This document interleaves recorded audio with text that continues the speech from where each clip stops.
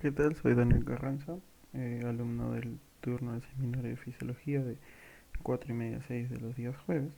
Y vamos a empezar con esta tercera presentación de la neurona, sinapsis y neurotransmisores, que es la más importante.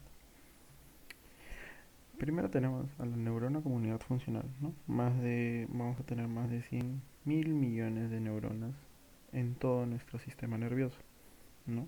Eh, la llegada de información por sinapsis va a ser por aquí, ¿no? Por las llamadas dendritas, ¿no? Y la salida de información va a ser únicamente por los axones.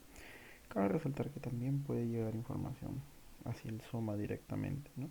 No es la gran mayoría de casos, pero se puede, ¿no? Y la gran mayoría de sinapsis circulan en sentido anterogrado, es decir, en un solo sentido, ¿no? Es decir, que llega la información por las dendritas y luego pasa por el axón.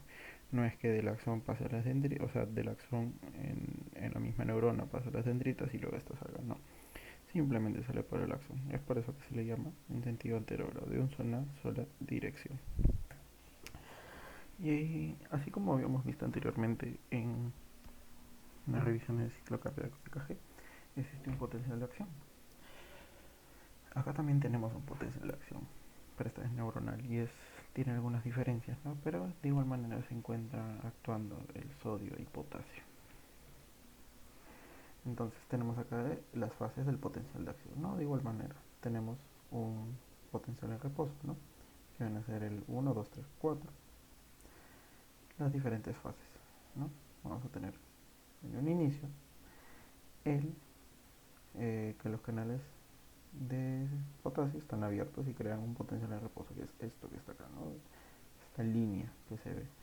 Luego tenemos que algunos canales de sodio se van a abrir, ¿no? Algunos nomás, ¿no? Y se va a tener esta pequeña subida que se va hasta el umbral. Una vez que se llega hasta el umbral, ya no hay vuelta atrás. Eh, Simplemente la, el potencial de acción va a ocurrir de todas maneras. Va a ocurrir de todas maneras, ¿no? Todo este ciclo que vemos acá. Luego que se llega al umbral, vamos a tener ya la fase de despolarización, ¿no? Que es como habíamos comentado y me había olvidado de mencionarles. Una diferencia que se tiene es que en esta va a haber una diferencia de menos 70 milivoltios con el entorno, ¿no? A diferencia del eh, en el corazón, que las células tenían una diferencia de menos 90. Eso es bastante importante recordar. Que las neuronas tienen una diferencia de menos 70, ¿no? Entonces, bueno, proseguimos. Tenemos la fase de despolarización en donde se abren los canales de sodio, el sodio va a ingresar, ¿no? Y va a causar la despolarización. Vamos a llegar hasta más o menos hasta 50, 55, ¿no? Una diferencia de más, ¿no? El potencial de acción les pide una súbita breve inversión de la carga de potencial de membrana, ¿no? Como ya habíamos explicado. Luego tenemos la fase 4, ¿no? Que bueno, va a caer rápidamente, ¿no? Los canales de sodio se van a inactivar y los canales de calcio se van a abrir, ¿no? Entonces el calcio va a salir, no, perdón, el potasio va a salir y aún hiperpolarizando la membrana. Es por eso que es un pequeño bajón por debajo, ¿no? El potencial de membrana en cualquier tiempo dado depende de cuántos y cuáles se abren, ¿no? Esta pequeña gradiente que hay acá depende de eso, ¿no? Y todos los canales de compuerta se cierran, ¿no? Es decir, vuelven a normal. Sin embargo, va a haber de igual manera el, la bomba sodio-potasio, ¿no? Para poder volver a la normalidad. Vamos a tener distintos niveles de función en el sistema nervioso. No vamos a tener primero el nivel medular, que simplemente va a transmitir señales periféricas hacia el encéfalo, ¿no? Y también de retorno. Va a controlar todo esto de manera independiente, ¿no? O sea, van a llegar señales hacia el encéfalo. Luego vamos a tener el nivel encefálico inferior, que van a ser más que todo actividades inconscientes, como por ejemplo el control de la presión, nosotros respirar, mantenernos de pie, el equilibrio, patrones emocionales, etcétera. Vamos a tener, por último, el nivel encefálico superior, que es donde se almacena toda esta información y va a trabajar con las distintas partes, tanto sea como el nivel encefálico inferior y como el nivel medular, perdón. Por ejemplo, vamos a estar controlando la parte de lo que es estar despierto, la vigilia, este, realizar determinadas acciones, ¿no? Pero siempre no va a actuar solo, sino siempre va a depender tanto del nivel encefálico inferior como del nivel encefálico medular, ¿no? Entonces, si lo ponemos en una escala, vamos a tener que este es primero, este es segundo y este es tercero, ¿no? Entonces, si lo ponemos desde arriba hacia abajo, ¿no? Entonces es más o menos así. Seguimos. Luego tenemos las sinapsis del sistema nervioso central, que vamos a ver que son dos, ¿no? Va a ser tanto la eléctrica como la química. La más común es la química, la sinapsis química, ¿no? Que se genera una sustancia que viene a ser el neurotransmisor, que se genera en la terminación, ¿no? Va a actuar sobre las proteínas receptores de la membrana de la célula postsináptica. Vamos a tener que definir tres cosas primero. Esta es una neurona presináptica, que es la que va a liberar el neurotransmisor. Como pueden ver, no están conectadas directamente, no hay un espacio, que esto viene a ser la hendidura sináptica, ¿no? O synaptic cleft, que se le llama en inglés. Y luego tenemos la postneurona, la postneurona, ¿no? Que es donde a donde van a llegar los neurotransmisores, no van a ser captados por los distintos receptores que este tiene, ¿no? Acá, como podemos ver, estos neurotransmisores pueden excitarla, inhibirla o modificar su sensibilidad, es decir, que siga el paso, que se detenga el paso o que sea más sensible. Y en la gran mayoría de sinapsis presentes en nuestro sistema nervioso, como ya había mencionado. ¿Cómo se va a producir entonces la liberación de este neurotransmisor? Primero se van a generar, normalmente se van a generar los neurotransmisores normales, que vamos a ver más adelante, se van a generar normalmente en el citoplasma. En el citoplasma se van a generar por los mitocondrias, van a pasar a embalsarse en una vesícula sináptica, que se le llama así, y ante el estímulo de lo que habíamos visto anteriormente, por eso lo recalqué, eh, ante la entrada del calcio, nosotros vamos a tener como una estimulación. Esta estimulación lo que va a ser liberar a esta vesícula con el neurotransmisor. Cabe recalcar que esta vesícula puede ser reutilizada, ¿no? Para un próximo embalsamiento. Y este neurotransmisor va a ser captado por la terminal postsináptica, ¿no? Por sus distintos receptores, que normalmente son proteínas. Luego vamos a tener la sinapsis eléctrica, que en la menor cantidad, ¿no? se produce.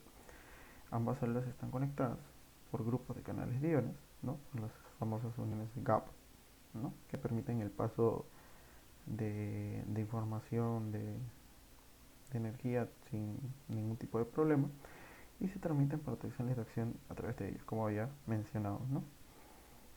De igual manera hay una neurona presináptica y una postsináptica, ¿no? Es decir, la información va de la pre a la post, va así, ¿no? Bueno, ya hablando de lo que son los neurotransmisores, tenemos los neurotransmisores de acción rápida, ¿no? Que son sintetizados en el citoplasma, como había mencionado, que son los que normalmente vamos a encontrar, ¿no? Son los de acción rápida y de corto alcance, ¿no? Son absorbidos por las vesículas transmisoras, como había mencionado, son liberadas ante un potencial de acción, como habíamos explicado acá, captados de igual manera, y como resultado tendremos el incremento o reducción de la conductancia que presentan los canales iódicos, como habíamos mencionado. Vamos a tener distintos tipos de neurotransmisores, ¿no? Como por ejemplo la acetilcolina, las aminas, los aminoácidos y el óxido nítrico, ¿no? Como pueden ver acá, vamos a pasar a explicar algunos de ellos. No, primero tenemos la acetilcolina. La acetilcolina está sintetizada por reacción de la colina con el acetato. Va a ser secretada por las células piramidales de la corteza motora, y a su vez de la corteza motora se va a extender a las distintas partes del encéfalo. Mayormente va a tener un efecto excitador, sin embargo también puede presentar efectos inhibidores, ¿no? Va a tener va a presentar una acción nicotínica y muscarínica, y también, bueno, se va a hidrolizar por la acetilcolinesterasa, que es decir, que esta acetilcolina va a dejar de circular por esta enzima, ¿no? Y va a pasar a ser simplemente un producto que no tiene utilidad. Luego tenemos la noradrenalina, ¿no? Que está presente en las terminaciones postganglionares del simpático. Su síntesis, en su mayoría, como bien se ve acá, va a estar producida en el locus ceruleus. Del locus ceruleus va a tener distintas derivaciones, ¿no? Como podemos ver acá, la corteza cerebral, el cuerpo calloso, el cerebelo, la médula espinal, el bulbo raquídeo, la protuberancia del bulbo del tronco encefálico y al tálamo, ¿no? Son las distintas derivaciones que puede tener esto. Las catecolaminas del organismo se forman por hidroxilación y descarboxilación del aminoácido tirosina. Va a tener una formación a partir de la fenilalanina. De la fenilalanina eh, va a ser producida en